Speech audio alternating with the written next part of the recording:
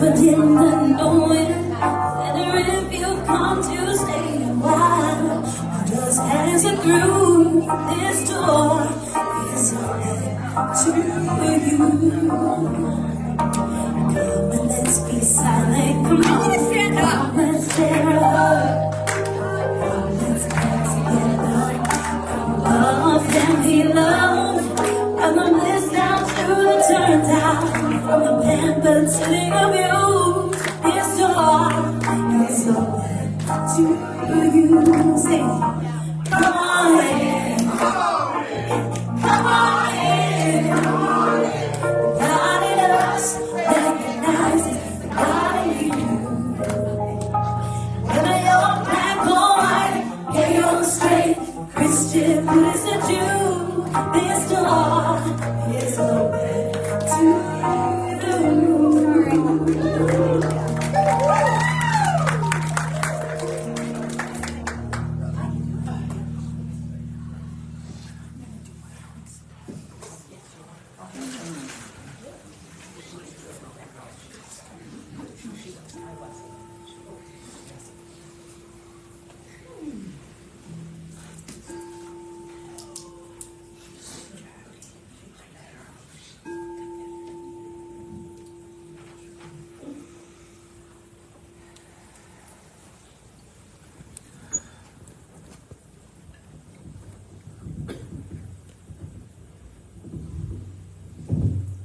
Good morning, everyone. Good morning. I invite you to go within for a moment. And as I go within, I'm reminded of a presence that surrounds me. A presence that is everywhere. And I know this presence as that infinite power, that divine intelligence, that living spirit that I call God. And I know God as infinite, selfless, and unconditional love. That kind of love that is given to all things in the universe. And knowing that God is all there is, I know that love must be all there is. I know that love is foundational. I know that all of the God qualities rest on love. Peace, joy, harmony, oneness, wholeness, justice, freedom.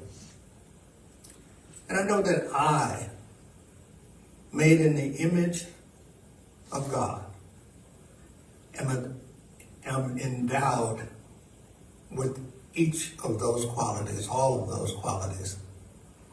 And I know that the God that is in me is always with me, and that I am guided and supported by that God's love at all times. I know that the essence of my being is love. And so I'm so grateful this morning to be a part of this service, knowing that love pervades this audience in front of me and beyond. And I know that love is guiding and supporting practitioner Beth this morning as she does her talk. And so I'm just so happy and relieved. And I simply let it be, knowing that it's all good because it's all God. And so it is.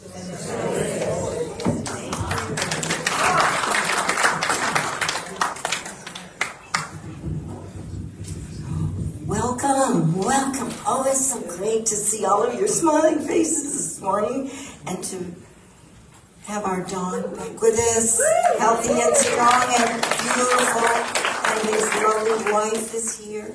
Oh, how wonderful. So I welcome you all. And those online, welcome. If you're snuggled up in your jammies, that's a good spot to be, isn't it? We can wear them here in a good warm world, but, it's whatever. we don't really. So anyway, I will get us all up again, and we're going to have our community song. It's I Trust in God by Ricky Byers. All right.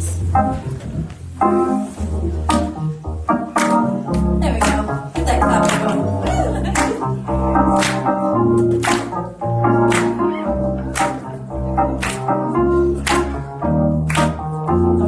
Thankful. I'm thankful, so grateful. I'm one with the Spirit all around me. I'm thankful, so grateful. I trust in God. I'm happy, so happy. I'm one with the Spirit all around me. I'm happy, so happy. I trust in God. I'm loving, so loving. I'm one with the Spirit all around me. I'm loving, so loving. I trust in God.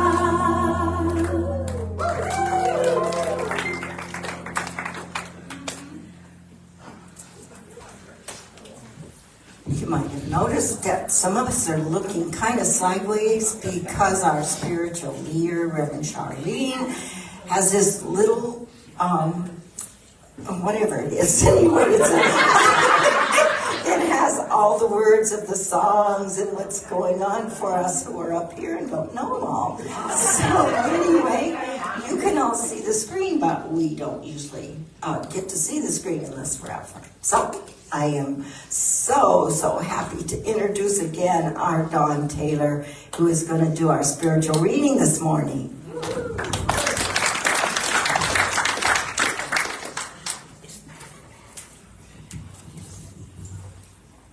Today's reading is from the book 365 Days of Richer Living, Daily Inspirations by our founder Ernest Holmes and by Raymond Charles Barker. Today's reading is taken from page 2, entitled, Today I Shall Guard My Thoughts, seeing to it that nothing emanates from my consciousness other than that which will bless, build up, and heal. Realizing that the universe has bestowed upon me the divine right to be affected by my own act, today I shall guard all of my thoughts, seeing to it that nothing emanates from my consciousness other than that which bless, builds, and heals. I shall not worry about the consequences, for they already exist in the mathematical law of cause and effect. This law of cause and effect is not something that governs me. Quite the reverse. It is something in which I govern. If nothing goes forth from me that can hurt, then nothing can return to me which can harm. The knowledge of this makes me wise. The consciousness of good at the center of my being is my sanctuary. And so it is. Thank you, Don. Thank you so much. And now I get to introduce Joanna and Jim and our precious Mike. We love you all, and we are really loving Mike this morning. So they are going to sing for us and perform for us Unsteady.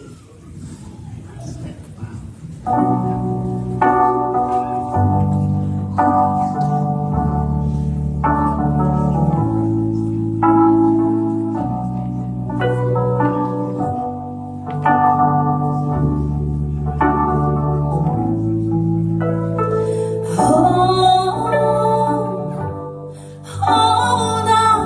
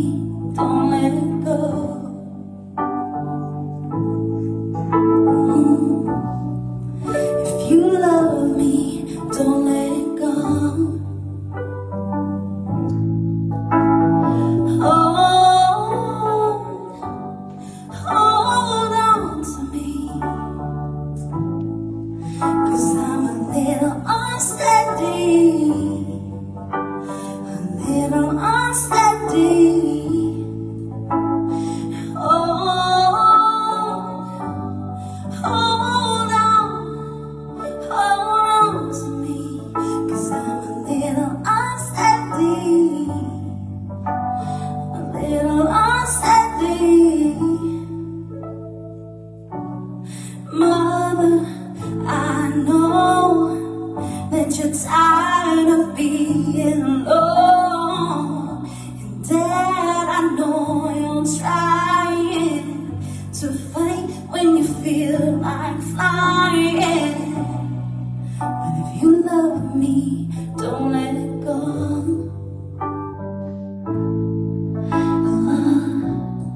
If you love me, don't let it go.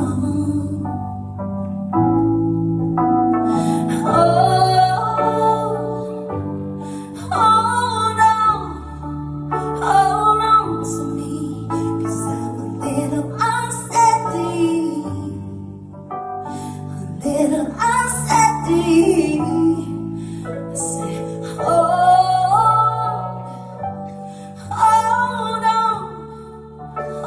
on to me, 'cause I'm a little unsteady, a little unsteady.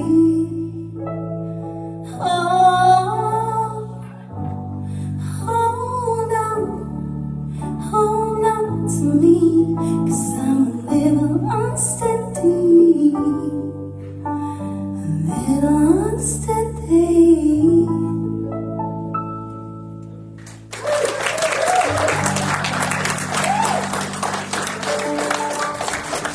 Thank you. So beautiful. Thank you. Thank you. Oh, my goodness. It is my pleasure this morning to introduce our guest speaker, and I do have a bio, but I don't really need it. I met Beth so many years ago in her first practitioner class. I was auditing, and oh my goodness, I got to know her, and they would see me come in all wired up and all excited, and then we would just calm down and learn about what being a practitioner really means. She's a teacher. She's now teaching our Advanced Consciousness Studies class. She has 12 students. She enjoys teaching and leading workshops on self-exploration. She does vision boards with us and soul cards. And she just absolutely loves the retreat she leads, like our Joshua tree. She is presently a cat mom to one very sweet and spoiled cat named Annabelle. She likes all things related to nature and wildlife, as does her husband. I know that about him. She's a bit she knows a fair bit about lots of things out in nature. And from Reverend Shar, she is beloved here at CSL TV and beyond. We're lucky to have Beth Haase as a practitioner, servant leader, and educator.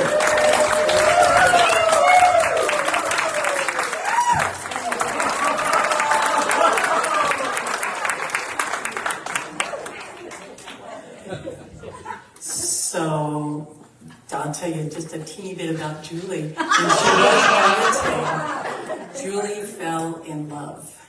And it was so cool for us to just watch this unfolding process. So she would come in with her process of, I don't know, is this it? So that was really cool. And then one day she showed up for church on the back of a motorcycle. It was very cool. So don't be stereotyping us, people of a... Oh, thank you. We're in trouble. I've learned how to use the clicker. Wait a minute. I know there's a step. I have to make sure there's a green. It's on. It's on. Thank you. Okay. So, good morning. Here I am. Let me get organized. I will say I practice what I talk about, which is to do it afraid. So I watch my own YouTubes after Sunday. It usually takes a day or two to have the whatever courage or fortitude. And the last time I watched, the papers flew off, and I was like, "Oh, there goes Hafiz." I made the vow that I would try to be just a tad more organized.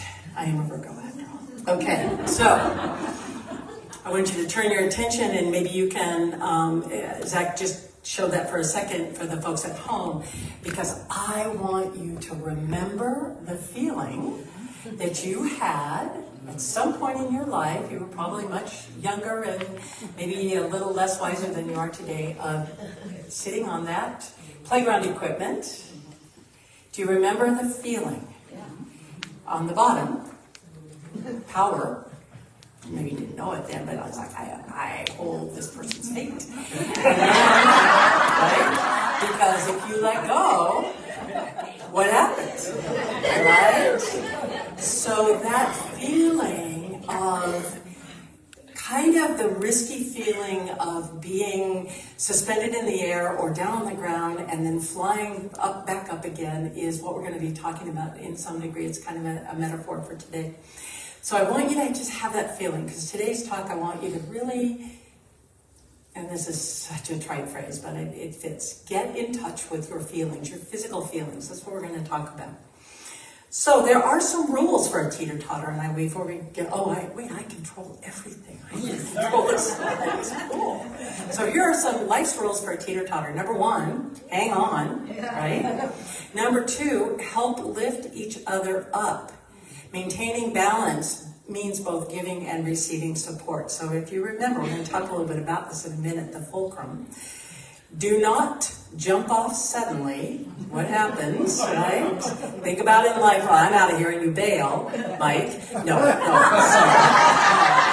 is well planned and this is perfect. He has so many green lights. It's actually going to be part of today. So here's the other 2 rules. Number 4, relax on the ride up and prepare for the ride down. So that's the life's rules for a teeter-totter. So I just wanted you to kind of be like, I remember those sayings. I personally did not like them because I was always afraid somebody was going to jump off and here I would go flying in through the air. So, all right. So, Beth, do the next slide. Yes. Okay, Nate, we're going to check my tutorial. So today's talk is really about divine discontent. And Charlene started talking about it last week, and this is kind of one of the themes for this month. Divine discontent, pushed by pain, pulled by vision, which really is the teeter-totter principle. Sometimes we're kind of down and scrunched, and other times we're up there with a kind of a clearer vision. So we're going to talk about this idea. I want to start with thinking about the phrase and the concept and the feeling of divine discontent. I think every single person in this room can tell a story from your own life of a time where you had a decision, a choice. I have to do this, I have to decide that, I have to go, I have to stay, I have to let go, I have to take that big leap of faith, whatever. And the divine discontent that goes along with that is physical. What to do, right? And so one of the concepts that we teach at this center and throughout religious science and science of mind and just metaphysics in general is we are often pushed by pain until we're pulled by vision. Can you remember those moments in your life where it's like, what to do? I don't know. Should I stay or go or do or not or all those things? And then the vision, the knowing, a sense of grace. So pushed by pain, pulled by vision is a much more sophisticated way of saying the teeter-totter principle, up and down and back and forth. So there is, let's see, I think I did that. So next slide, watch this. There is a Holmes quote. Now my organization skills will kick in. Sort of. Ernest Holmes, founder of religious science. You hear that a lot from us. And this came out of the chapter that I used to draw my ideas from in the book of Science of Mind, which in the practitioner class, Advanced Consciousness, we're getting very familiar with this book and the other book you wrote. But here's what he says, and I love the idea behind it. He's such a poet. We should not despise apparent failures, for they are leading the soul to the inner way. We got to fall to get back up. When the experience is complete, the lesson will be learned, and we shall enter the paradise of contentment. So all of that divine discontent, decisions, green lights, moves are made. Life is back in balance. The teeter-totter is a fulcrum of balance.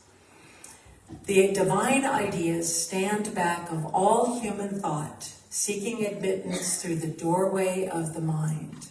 So every idea out there for you in the universe is waiting for that admittance through the doorway of our mind. So that's when we become pulled by vision.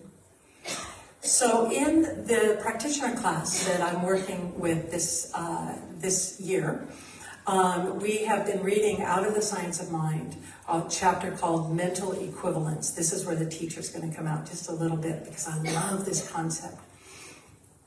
So Ernest Holmes talks about this idea that we need to know what we want before the universe can come in and provide whatever the tools, the synchronicities, the events, the people, etc., to provide that.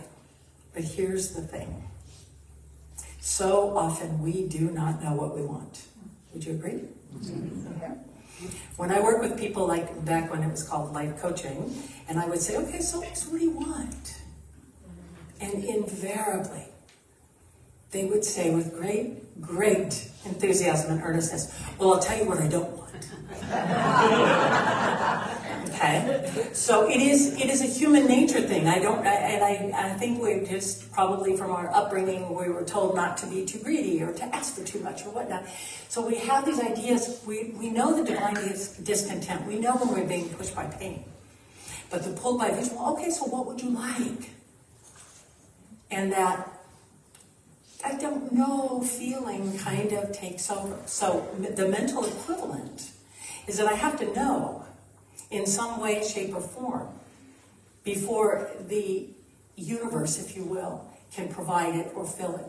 So Ernest Holmes has this great concept, and I love it, and every prac class that I've taught knows that I just go off about it. And he wrote this book back in the 20s and the 30s. He talks about pig iron. Now, I've decided that pig iron just means like molten, like out of the cartoons or something, like molten stuff. But it gets poured into a mold and it takes that shape, right? So when we say, I don't know what I want, I know what I don't want, here's the thing. In our unconscious mind, which is forever communicating with the universe itself, it does not have a mental equivalent for not. The only not that may come into your mind is like a knot, like a sailor's knot. But there's no mental equivalent for the word not. So try to come up with an image. Well, I can do it. There's no mental equivalent. That's why when people say, do not run, what does the mind hear? Yeah, there's no equivalent. So we're talking about this idea.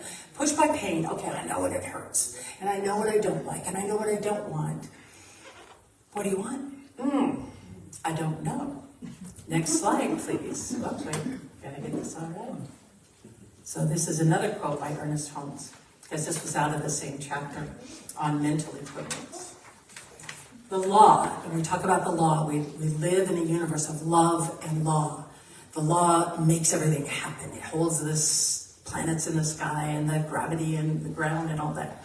The law is infinite and perfect. But in order to make a demonstration, in other words, something to happen, something to fill the pig iron mold, we must have a mental equivalent of what we want. As we bring ourselves to a greater vision, we thereby demonstrate more in our experience. So these prac students are starting to realize that saying, well, I think I might want to be happy. Well, do you know what happy looks like? Well, no. Okay? So it's working in that. It's not about stuff. It's not about, well, I want this car, this house, this paycheck or whatnot. You know, those are material possessions. And if you're clear. So one of the things that I was thinking about this morning driving up was, do you know what you want with the word prosperity? Do you know what prosperity looks like for you? Do you have a pig iron mold for prosperity? Silver bars. Yes, often, right? It's like piles of money. It's like cartoon money, right? Do you know as a mental equivalent what you want when you say you want to be happy. You might have a little picture of like smiling all the time, but that's not necessarily happiness. That could just be, giddiness or something, right? So this idea that we must have a mental equivalent of the thing we desire. So the universe is just waiting, it's waiting, it's waiting. I'm here. This is what I do to fill these molds for us as these infinite beings. And yet, until we get clear, it's just waiting, and it's waiting, and it's waiting. So the idea of providing the mold is our job. Here's the key. And then we don't have to figure out how it's going to happen. So once I have a clear idea that I want, here's another one. Do you have a mental equivalent for freedom? People talk about freedom a lot. I want freedom. I have freedom. That's what I'm about. What does that look like? What does that feel like? Remember the teeter-totter, the feeling. Because until that's clear, it doesn't know what to do. And it doesn't work from not. So when we're pushed by pain, which is the divine discontent, it is the way the universe has to get our attention. When we get complacent, when we get kind of settled, when we're like, yeah, it's same old, same old, same old, there's more. We are here to constantly express and unfold and be more.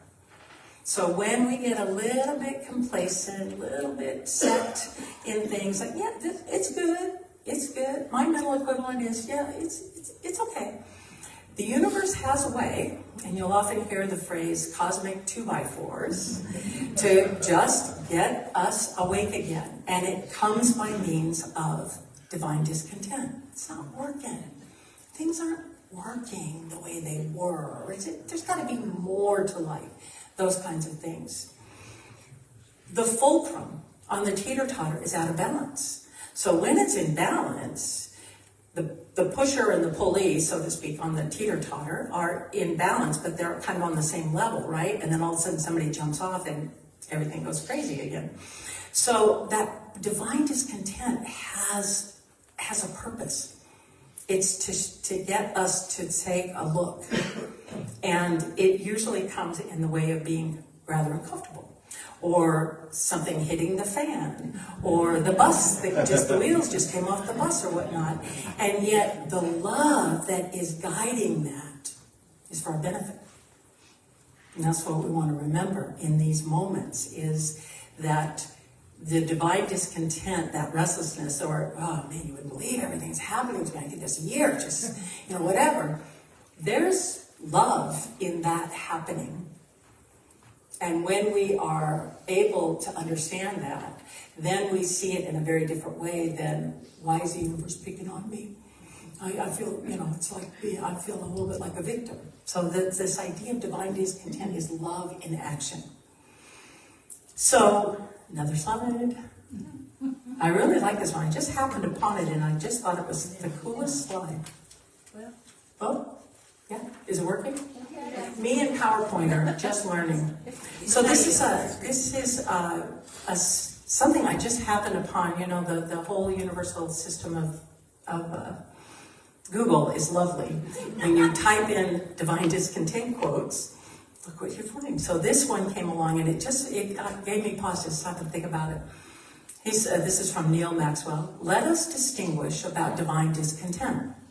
When conscience calls to us from the next ridge, it is not solely to scold, but also to beckon.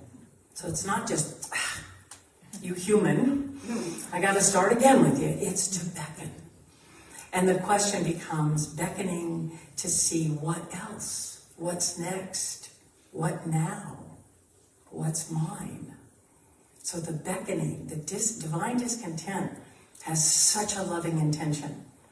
It's for us to begin to say, okay, what else? What's now?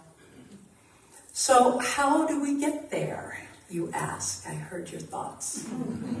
Okay, this is all great and kind of cool. And how do we get to that place where we can see these moments in our life of discontent as being loving to bring us to the next and the next. And one of the spiritual practices that we do here at this center, well, I do personally, I do with others, we do at the center. The organization does this. It's a spiritual practice in itself. It's that of visioning. So visioning is different. There are many different types of vision/ings out there. Visualizing is what athletes practice. So an athlete that's, say, prepping to run, sees him or herself crossing the finish line and sees the time and does those kinds of things that creates a mental map to follow.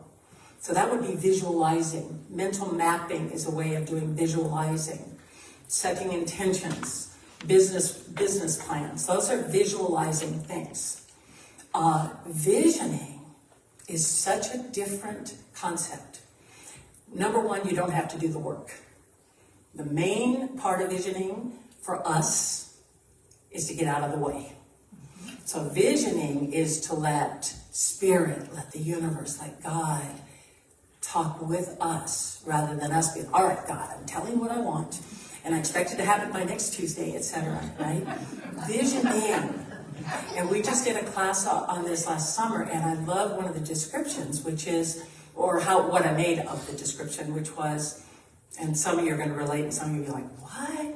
But there was a time where radios did not have that. You just put in, I don't even know, Sirius, is that what it's called, right?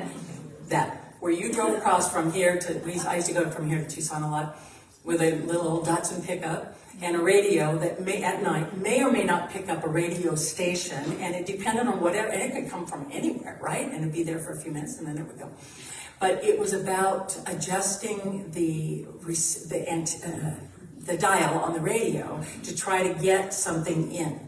So think of that as visioning. So we are constantly being offered insight, awareness, ideas for ourselves. What's next? What's mine? What's beckoning?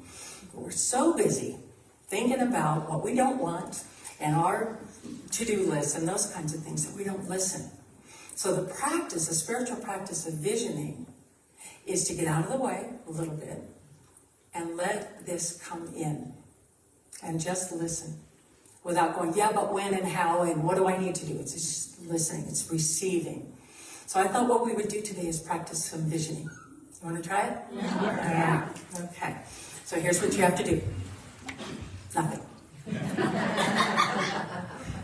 The one thing you do not, remember the not, want to do is get up in there and start co-facilitating with the universe, the universal message that's coming in. Well, when? How? What do I do? That. You just want to be the receiver. So imagine yourself like the car radio and the Datsun pickup, and you're just going to let the signals in. You can close your eyes if you're comfortable. You don't have to write, you don't have to talk, you don't have to share afterwards. This is you just receiving. So imagine yourself as a receiver. Take a breath. Close your eyes if you're comfortable. If not, you can just soften them. Tai Chi practice, you just soften your eyes. That's so you're not looking at the person in front of you.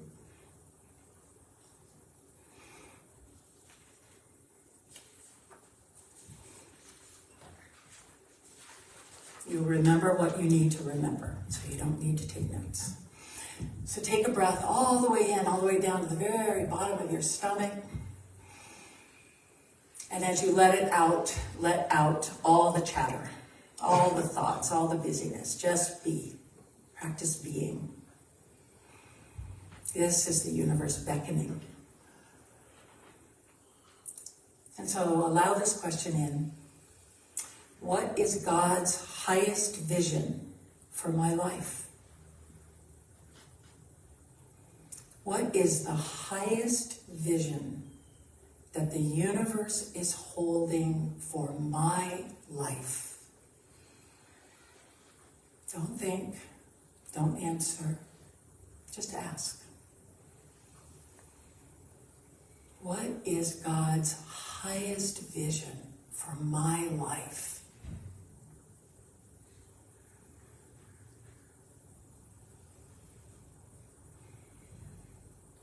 Take a breath, let that just settle, just so gently settle. And then ask, what do I need to release in order to make room for this vision? What do I need to release in order to make room for this vision? What is the universe wanting me to release to create space? Don't answer, just sit.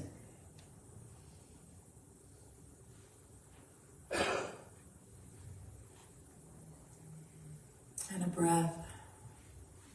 Let that gently go where it needs to be.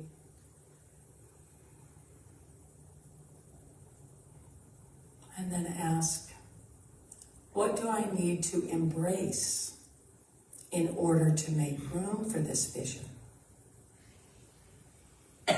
What do I need to embrace in order to make room for this highest held vision for me? What do I need to embrace?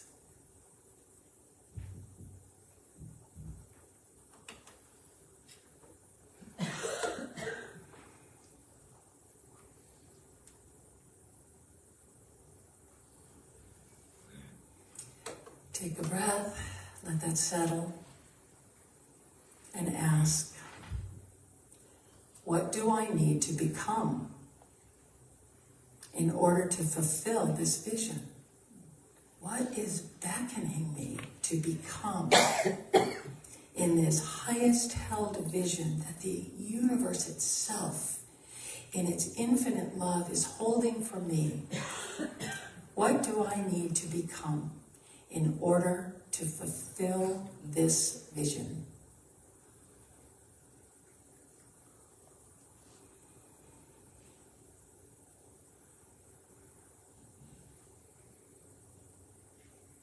Gently let it settle.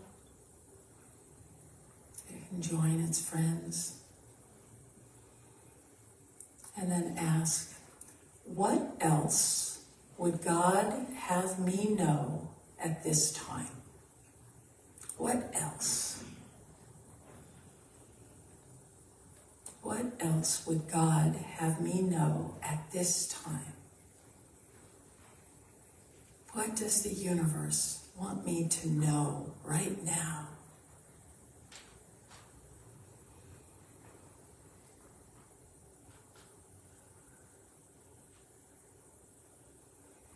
And then take a breath and say to yourself, this is where the answer to the question, what do I want, will come from.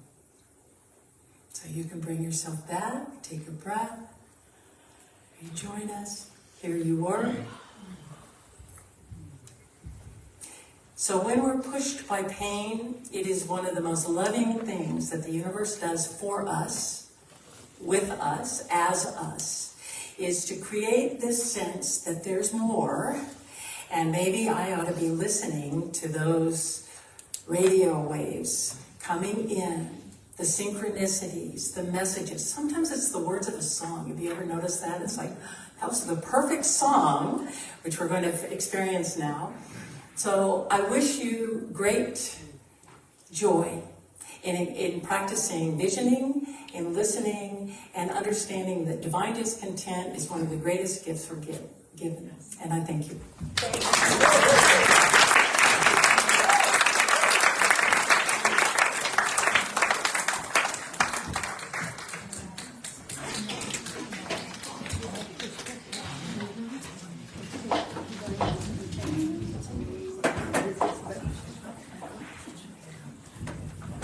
Oh, we're so blessed. Oh, thank you, Beth. Oh, my goodness.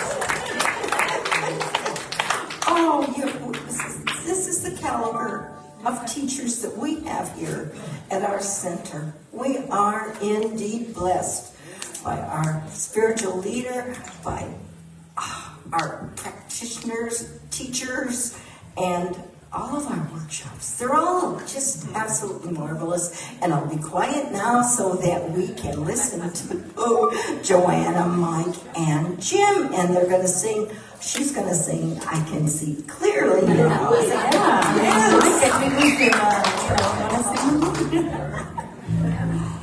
Come on, let's go with the band. I can see clearly now the rain is gone. That's right, you know it, sing it. I can see all obstacles in my way. Gone are the dark clouds that end at night. It's gonna be a bright, sunshiny day. It's gonna be a bright,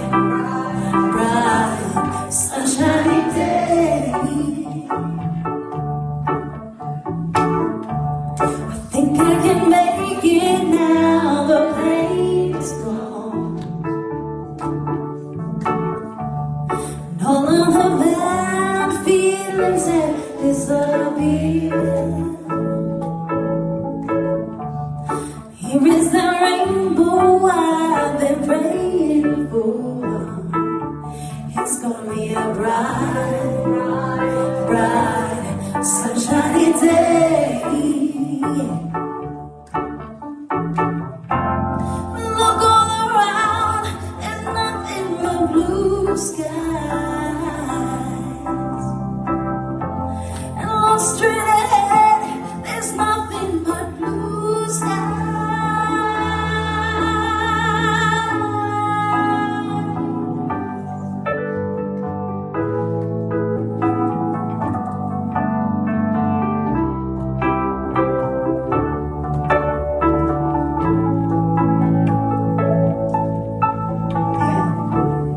I can see clearly now the rain is gone. Let me hear you, come on.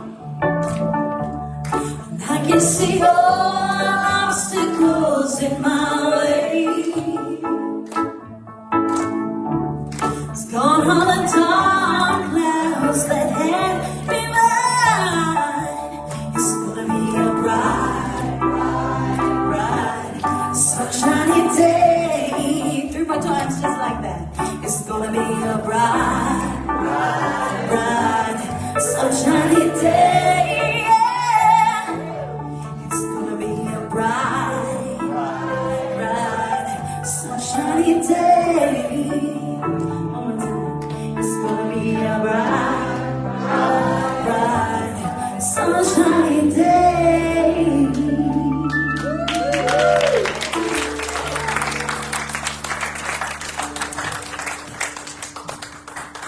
More blessings.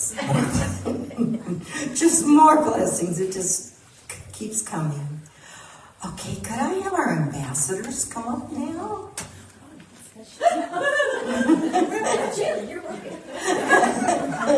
Yes, I'm sure that they're kind of like I am, huh? Gonna go home and listen again and do some visioning. Oh, how blessed we are. All right.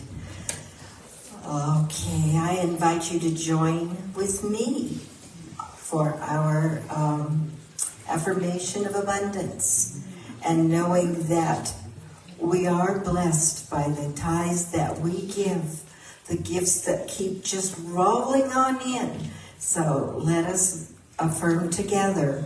Divine love through me blesses and multiplies all that I am, all that I give, and all that I receive.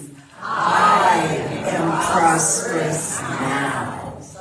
And so it is.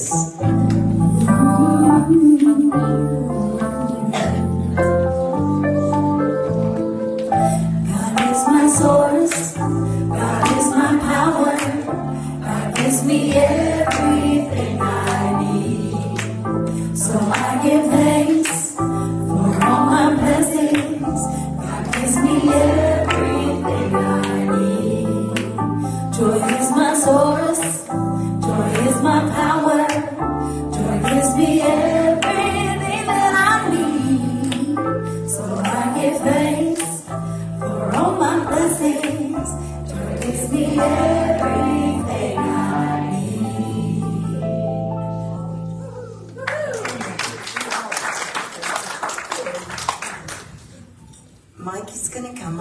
and give us our announcements, but I would like to show you just this sheet of paper.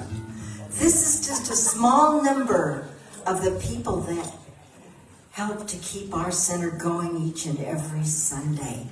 So when you're sitting in your seat, you might want to ask yourself, is there something I can do? Can I join the ambassadors? Can I do just one little thing to help our center? Because we are a community, and it takes this community. And now I'll be quiet and let Mike give us our announcements. Thank you very much. Good morning, Central Church Living Municipality. We do have quite a few announcements today, starting with our incredible musician Mike. This is his last day today. There will be cake and a card in the social hall. Please take a moment to have this occasion. Sign that card for Mike. Also, the weekend cruise with CSL TV is May 31st through June 3rd, and the final payment is March 17th. So if you want to take that cruise, please do that. And Kevin Raleigh has some books in the breezeway. Please check that out. A lot of new books are out there. A lot of good titles. We are postponing our Peace Pole dedication ceremony due to all this weather we are experiencing. We love the rainy weather, just not when it's raining outside. So there'll be further details. We have your 2023 donation letters ready for pickup at the office with Cecilia. This information is for your 2023 tax filing. Please go to the office to pick those up. The Divine Wellness Group is offering a wonderful workshop with Kat Quiroz. This will be March 7th, Thursday, from 6 to 9 p.m. right here at the center. In this workshop, she will lead us in a deep meditation that focuses on transforming our lives, using the image of the butterfly as a guide. Then we will be gathering in a reflective painting experience. Details are on the activity table with a sign-up sheet. CSL TV will be getting ready for our annual meeting. Please make a note on your calendar, April 28th after service. This is an opportunity for all CSL TV members to hear from the Board of Trustees and Rev Shar for how well 2023 was for our center, programs that we created, our financial stability and success, and it's also an opportunity to ask any questions that you might have. Are you interested in becoming a member of CSL TV? Not sure what that even means? Well, come visit with Rev Shar on Sunday, April 14th after service to find out. It's easy, and then we get to celebrate you making this commitment to this community. The Sisters in Spirit Women's Ministry and the Band of Brothers Men's Ministry are meeting every month. Details are on our website. Also, the hiking club is on a break pending our weather clearing up. All information for that is also on our website. And that concludes our announcements. Thank you so much. There is a sign-up sheet also out there for the Sisters in Spirit so that you can be notified by email. There's one name on there, but I'm sure there's a lot of ladies that would love to come and join us. We have a lot of fun once a month by having breakfast. And now, goodness, I can't do anything without my agenda. Let's see here. Oh yes, I get to pray. One of my favorite things to do. Oh, it is. So if you could just let yourself become still for a moment. And just let go of this morning. As I know and I affirm that one life that I call God is my life. That life is your life. Now. Right now. I know that the blessings that we receive as this community from our teachers and our Reverend Shar and all of our ambassadors and everyone who comes together with us. We are indeed blessed. We are so blessed. So I bless my bike on his journey as he crosses the country to start something new with his beloved in Washington, D.C. I am blessed the food that was prepared for us, and there's so much in there to enjoy. So I know as we meet together again, I know we are blessed. I release these words this morning. I let them be. I let them go. And so it is.